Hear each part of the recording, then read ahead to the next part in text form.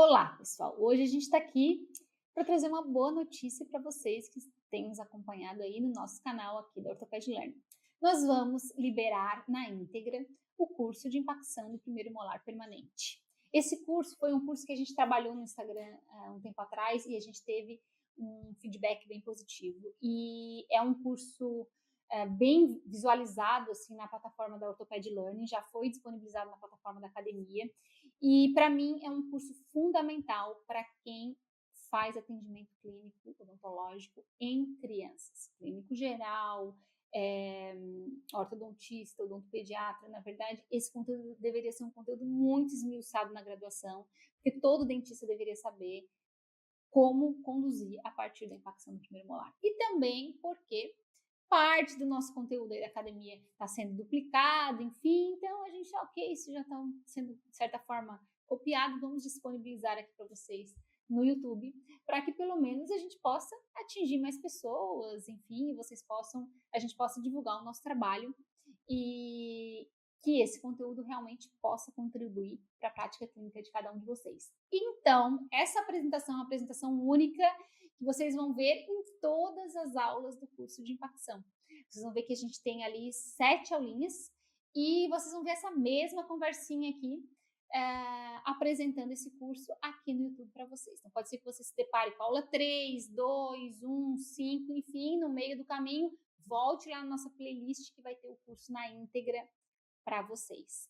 Vou disponibilizar aqui um cupom de desconto se vocês quiserem conhecer a nossa plataforma da Orthoped Learning. Vou deixar o link aqui para vocês, assim como vou pedir para vocês se inscreverem no nosso canal, porque essa é a forma que a gente tem de divulgar o nosso trabalho aqui no YouTube, atingir um maior número de pessoas e continuar trabalhando e desenvolvendo esse conteúdo aqui para vocês. Então, espero que vocês gostem. Se gostarem, curtam o vídeo aí para que também possa atingir um maior número de pessoas. E vejo vocês nas próximas aulas. Até lá!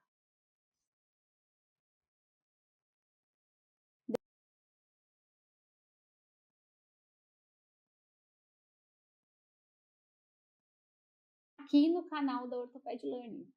Ah, Juliana, mas então, se eu tenho esse curso na íntegra, que é o curso que eu queria assistir, por que eu não acesso lá a plataforma? Por que eu vou acessar a plataforma? Na plataforma a gente tem mais de 30 cursos disponíveis e a plataforma da Orthoped Learning tem a possibilidade de agendar a mentoria que te ajuda no planejamento clínico mensal, mentoria mensal. Então, ela também tem um diferencial, a gente tem roteiro, tem conteúdo, tem bastante conteúdo, mas para quem quer assistir um conteúdo, os videozinhos, as videoaulas de uma forma mais rápida aqui no YouTube, vamos disponibilizar aqui para vocês.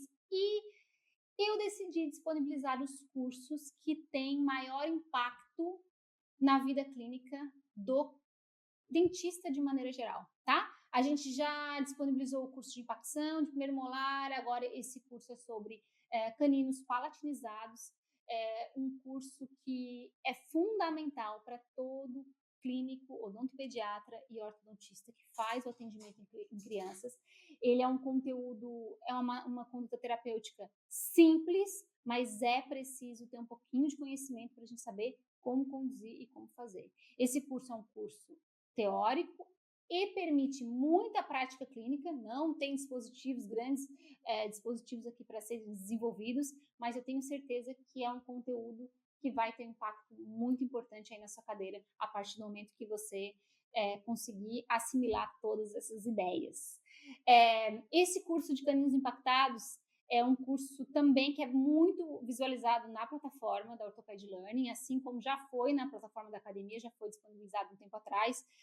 E convido aí vocês que curtirem, gostarem desse vídeo, enfim, que vocês possam se inscrever no nosso canal, porque essa é a forma que a gente tem de divulgar o nosso trabalho, de continuar desenvolvendo esse trabalho aqui para vocês.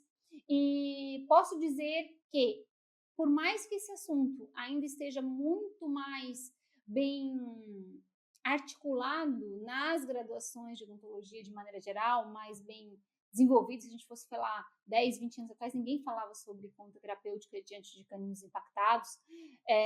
Hoje em dia, a gente vê esse assunto mais comum, sabe? É muito mais fácil os alunos terem conhecimento, mas ainda chegam casos clínicos, no consultório, eu sempre me deparo com eles com condutas terapêuticas inadequadas, em que o profissional opta por aguardar, e aí lá na frente a gente tem que fazer um fracionamento de um canino, que pode ser um procedimento clínico muito difícil para o ortodontista, muitas vezes levando aí a comprometimento de outros dentes permanentes. Então, chega de conversinha. Para quem está aqui no YouTube, vai ter um cupom que direciona para o site da Orthoped Learning. Conheçam lá a nossa plataforma. Tem bastante coisa que você vai poder aproveitar aí no seu dia a dia. Um beijo e vamos para a aula. Aqui não vai... Esqueci de falar. Tá, mas tudo bem. Não. Que são várias aulas, né? Tudo bem. Vai no próximo? Pode. Vai. Bom, pessoal, estamos aqui para liberar mais um cursinho aqui no YouTube para vocês. E esse curso que eu vou disponibilizar, dessa vez, é o curso de Desenvolvimento Normal da Oclusão. Por que eu resolvi disponibilizar o curso de Desenvolvimento Normal da Oclusão? Porque esse conteúdo eu acho importantíssimo para qualquer profissional que faça o atendimento clínico infantil odontológico. E eu vejo que há um gap nesse tipo de conhecimento. Não ignorem o desenvolvimento normal. A gente só consegue entender com clareza o que é desvio de normalidade se a gente tem consciência e certeza daquilo que é normal. E isso passa por conhecer o desenvolvimento normal da oclusão a fundo. Então, esse curso traz uma boa noção de como esses dentes vão romper, o porquê, qual a fase, qual a etapa, né? Afinal, quem aí já não se deparou com uma dúvida? Qual dente escolher primeiro? Primeiro molar descido ou segundo? Tenho certeza que muitos ortodontistas não sabem a cronologia de evolução, porque não faz parte da nossa prática clínica quando a gente só faz atendimento em paciente adulto. Então, deem uma revisada nesse curso, deem uma revisada aí no conteúdo de vocês, que esse é um conteúdo da graduação, mas que eu tenho certeza que para o dia a dia ele vai fazer bastante diferença. É um tijolinho que a gente coloca aí na nossa paredezinha de conhecimento e que faz bastante diferença na hora de definir as nossas condutas quando a gente fala em ortodontia ou ortopedia, né? O tratamento interceptivo das maloclusões em crianças de maneira geral. Então, vocês vão ver que esse curso tem 3 aulas, que elas estão liberadas aqui no YouTube, confere lá nossa playlist, vão ter as 3 aulinhas lá liberadas. Essa apresentação é a mesma apresentação que eu estou gravando para as 3 aulas, então pode ser que se você caiu aqui na aula 1, 2 ou 3, você vai ver essa mesma conversinha nas demais aulas, é só para entender esse contexto. Se inscreva no nosso canal para nos ajudar aí a divulgar esse conteúdo e continuar trabalhando aí para que a gente realmente possa trazer diferença na prática clínica de cada um de vocês. Compartilhem, encaminhem para os seus colegas que vocês acham que pode fazer diferença. Vou deixar um QR Code aqui no vídeo para que vocês também possam acessar e conhecer os demais cursos da nossa plataforma, no orthopedlearning.com. E no mais, é isso. Vamos para a aula, porque esse assunto é bem gostosinho e eu tenho certeza que vocês vão gostar. Um beijo e até lá!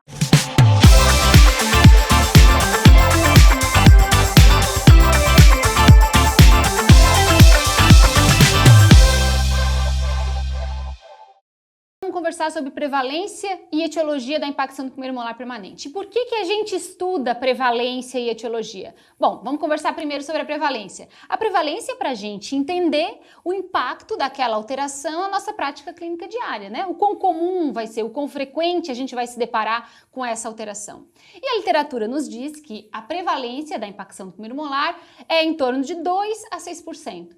Isso depende da população estudada, depende de onde foi realizado aquele estudo. Então é normal a gente ver um pouco de variabilidade. Joia! O que mais que esses estudos de prevalência nos trazem? Nos informam que é mais comum na maxila, muito mais comum na maxila, raríssimo na mandíbula. Poucos casos de impacção de primeiros molares inferiores vocês vão se deparar na clínica. Talvez passe a vida clínica de vocês toda e nunca se depare com a impacção de um molar inferior, de um primeiro molar inferior. É muito mais comum relacionada ao primeiro molar superior. O que mais que a gente pode observar? Que é mais prevalente em pacientes com fissuras e síndromes de Treacher-Collins, por exemplo.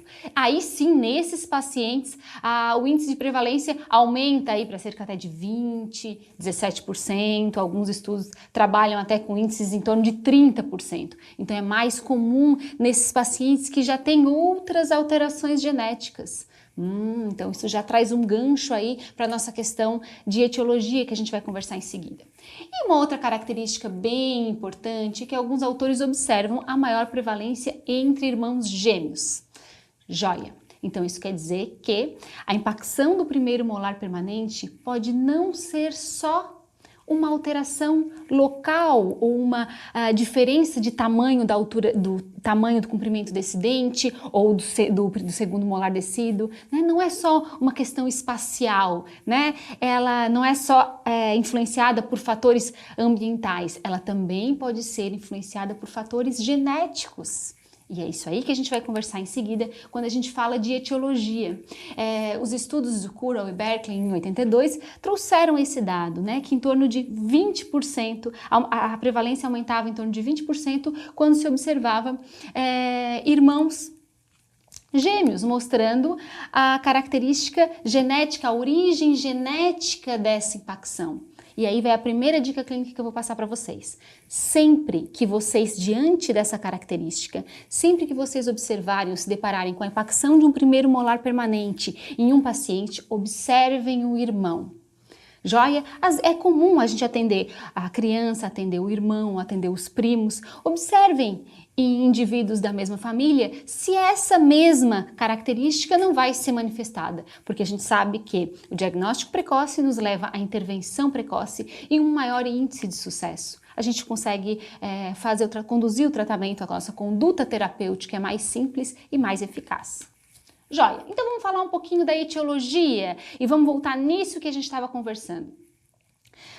Antigamente, antes da década de 80, se falava que a etiologia, a causa, né, da impacção do primeiro molar permanente era mais relacionada ao tamanho do segundo molar descido, ou a discrepância dente-arco negativa, falta de espaço, isso quer dizer discrepância dente-arco negativa, falta de espaço no arco para a erupção dos dentes, para acomodar os dentes permanentes, erupção precoce do primeiro molar permanente, tamanho do primeiro molar permanente, ele impactava porque ele não cabia ali naquele local. A maxila um pouquinho mais para trás, se a gente fala em pacientes classe 3, vamos revisar um pouquinho aqueles conceitos de orto, pacientes que têm essa maxila, esse arco um pouquinho mais para trás em relação à mandíbula, por isso que o primeiro molar permanente não se posicionava lá na posterior, atraso na mineralização desse primeiro premolar ou inclinação desse dente pramesial. Mas depois da década de 80 começou a trazer a origem genética como fator etiológico, esses fatores etiológicos contribuindo aí com essa etiologia, mostrando que a impacção do primeiro molar, ela não tem uma única causa, normalmente é uma combinação desses fatores, é uma origem multifatorial e em algumas vezes vocês não vão conseguir identificar exatamente qual é a causa desse problema.